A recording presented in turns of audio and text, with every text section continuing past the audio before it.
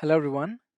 In this session, we are going to understand the concept of final keyword, the final keyword that you can add to a field, you can add to a method and to a class.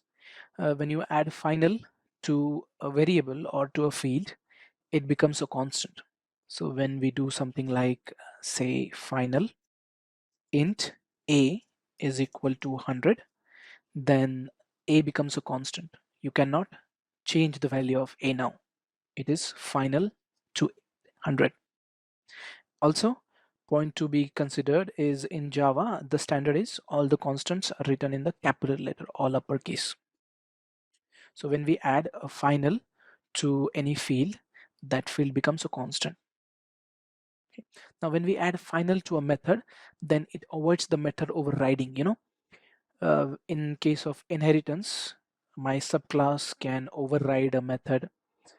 But if you add final to a method, for example, final void abc, and I'm going to add some implementation over here, final method abc.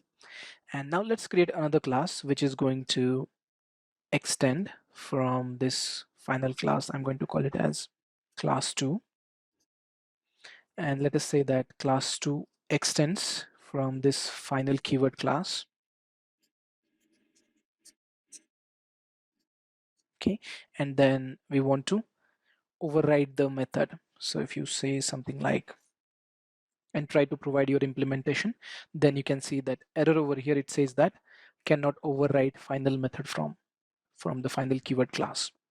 Even if you try to remove this final word, it's not going to allow you to override. So when you have a final method, it cannot be overridden. Subclass cannot override it. That's the benefit of final. Again, so let me remove this one. Again, if you add the final to the class itself, then that class cannot be subclassed. So far, final keyword class is not a final class, so we are able to extend from it. We are able to extend from it into class 2. But let's add that word.